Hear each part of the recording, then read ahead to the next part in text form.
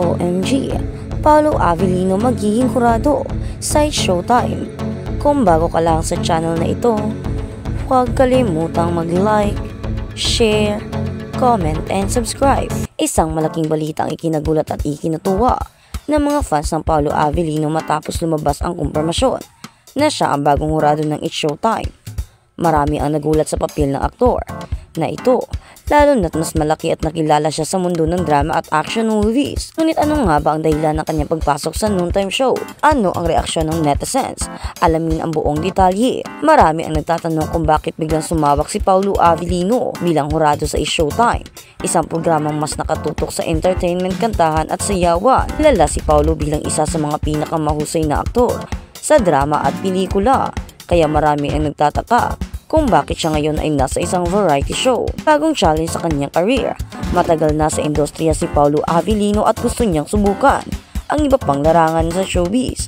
Mas malapit sa fans, gusto niyang makipag-interact ng mas madalas sa kanyang mga tagahanga sa isang live setting. Suporta sa Kapamilya Network. Patunay ito ng kanyang dedikasyon sa kanyang home network, ABS-CBN. Pagpapakinggan ng kanyang witty at fun side. Bagamat kilala siya bilang isang seryosong aktor, may nakakatawang palabirong side rin si Paolo. Sa isang panayam, sinabi ni Paolo na matagal ko nang gustong gawin ito. Isa itong bagong challenge para sa akin at excited na ako na makasama ang Showtime family. Dahil sa kanyang husay sa pag-arte at entertainment, magiging isa siyang special judge sa isang segment ng It's Showtime. Partikular na siyang magiging bahagi na tawag ng tanghalan, isang sikat na singing competition segment ng show. Mga responsibilidad ni Paolo bilang hurado: magbibigay ng honest at constructive criticism sa mga kalahok, magdadagdag ng excitement sa pamamagitan ng kanyang karisma at humor, makikihalubilo sa host tulad ni Vice Ganda, Anchor Tess Vong Navarro at marami pang iba.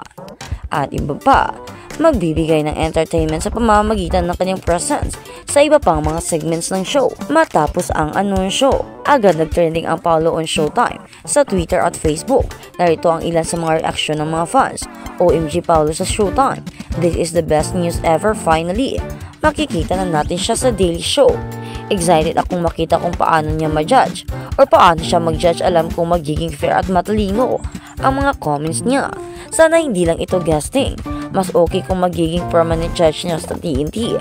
Sa dami ng positibong komento, mukhang welcome na welcome si Paolo sa noontime show ng TV. Sa loob ng maraming taon, si Paolo Avellino ay mas nakilala sa mundo ng pelikula at teleserye. Kaya naman, ang kanyang pagpasok sa Showtime ay isang malaking pagbabago sa kanyang career. Marami ang nagtatanong kung ito ba ay indikasyon na papasukin na rin niya ang hosting at comedy. Ano ang posibleng epekto nito sa kanyang career? Mas malawak na audience. Makikilala siya hindi lang ng moviegoers, kundi pati na rin ng non-time viewers. More hosting opportunities. Maaari siyang makakuha ng future projects sa hosting. Expanded fan base. Mas nadami pa ang sumusuporta sa kanya hindi lang bilang isang aktor, kundi bilang TV personality. Marami rin ang umaasa na baka magkakaroon ng bagong teleserye si Paolo sa Kapamilya Network pagkatapos ng kanyang stint sa Showtime. Ano ang dapat abangan sa kanyang pagsali? Naging opisyal ng hurado si Paolo sa It's Showtime. Maraming fans ang sabik na makita ang kanyang performance sa noontime show variety show. Narito ang ilang bagay na bagamat nating abangan. Ang pagpasok ni Paolo Avellino bilang hurado sa It's Showtime ay isa sa mga pinaka-exciting na balita sa showbiz ngayon. Mula sa pagiging isang highly acclaimed dramatic actor, ngayon ay susubukan niya ang kanyang kakayahan sa variety entertainment. Malaking bagay ito na hindi lang sa kanyang career, kundi pati na rin sa mga fans na matagal nang gustong makita siya sa mga lighthearted at fun setting. Sa ngayon, isang bagay ang sigurado: Paolo Avellino sa Showtime ay isang major game changer, kaya huwag palampasin ang kanyang debut sa programa. At sa kabilang banda, Kim Chiu proud jowa, Paolo may bagong blessing. Alamin ang bagong blessing ni Paolo Avellino. Marami ang nagulat at natuwa sa bagong balitang inilabas tungkol kina Kim Chiu at Paolo Avellino matapos ang ilang buwan ng espekulasyon tungkol sa kanilang ugnayan. Tila hindi na maitago ang kasiyahan ni Kim bilang isang proud jowa. Ngunit higit pa rito ay may isang malaking blessing na dumating sa buhay ni Paolo. Ano nga ba ang tunay na kwento? Alamin natin sa buong detalye. Matagal nang napapabalitang malapit sina Kim Chiu at Paolo Avellino sa kabila ng maraming intriga at usapin tungkol sa kanilang relasyon. Nananatili silang tikom ang bibig pagdating sa tunay na estado ng kanilang ugnayan. Ngunit kamakilan lang isang Instagram post ni Kim Chiu ang lumabas kung saan makikitang sweet na sweet sila sa isa't isa. At sa kabilang balita, Kim Chiu sa pagpanaw ni Barbie Sue, "Thank you sa makulay naming childhood." Hindi napigilan ng TV host actresses na si Kim Chiu ang maging emotional matapos malaman ang pagkawala ni Barbie Sue. Si Barbie Sue ay isang Taiwanese actress na nakilala internationally dahil sa kanyang hit drama series na Meteor Garden, kasama sina Cherry Gan, Vic Zhou, Ken Shu at Vanice Wu. Sa kanyang ex or dating Twitter account ay binahagi ni Kim ang kanyang saloobin matapos malaman ang pagkawala ng kilalang aktres. Aniya isa si Shan Kai sa naging bahagi ng kanyang pagkabata dahil sa kanyang panunood ng Meteor Garden. OMG! Naaalala ko after school nagmamadali ako umuwi para makapanood lang ng Meteor Garden. Lahat ni Kim. Pagpapatuloy niya, pag di ko na naaabutan makikinuot ako sa karinderya sa labas ng school namin. Maaabutan. Nagpasalamat pa nga si Kim kay Barbie dahil sa naidulot ito sa kanyang pagkabata. OMG, I love you sunshine.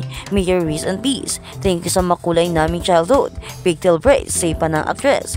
Hindi lang si Kim ang nagulat at nalungkot matapos mabalitaan ang pagkawala ng Taiwanese actress. Maging iba pang celebs gaya ni Luis de los Reyes at Alex Gonzaga ay nagbigay ng tribute kay Barbie Sue. Kaya naman, marami naman talaga ang nasaktan sa pagkawala ni Barbie Sue, lalo na't maganda naman talaga ang mga movies nito at lalo na't sumikat naman talaga ang Meteor Garden noon na siyang naging childhood movies ng mga kabataan. Ito yung mga inaabangan namin noon. Kaya naman sabi ni Kim, sobra rin siyang naging down at nasagtan dahil isa na naman sa mga paborito niyang artista ang nawala, lalo na't part pa ito ng kanyang childhood memories. Lalo na si Sunshine na kung saan ang mga pigtail at mga hairstyle na mga ganap noon ay sadyang ginagawa talaga niya at kinagaya, lalo na't gustong gusto talaga niya si Sunshine. Kaya naman, dahil sa paggawa nito ay medyo nalungkot din si Kimi. Siya ay nasaktan at naging disappointed dahil hindi siya makapaniwala na wala na ang kanyang childhood idol actress. Lalo na't bigla-bigla ang pagkawala nito. Hindi naman inaasahan na sa ilang araw lamang na kanyang pagkakasakit ay mapapanaw na rin ito agad. Hindi din makapaniwala ang iba pang artista sa pagkawala ni Barbie Sue dahil tagal naman itong nakikitang malusog. Kaya naman imposibleng bakit ganoon. Kaya marami ang haka-haka. Nawala nga ba ito sa sakit o may ibang backjab na nangyayari? Baka may nangyaring hindi maganda or kung ano. Pero ika nga ng marami. Condolence Sunshine, condolence Barbie Sue. Sana ay you may rest in peace. Sana maging anghel ka sana dyan sa langit. Sana maging masaya ka. Salamat sa mga memories na ibinigay mo sa amin. Salamat dahil tinuruan mo kaming maging ma-fall in love. Salamat sa mga pagmamahal at pagtuturo sa amin kung ano talaga ang pag-ibig. Ani pa ni Kim.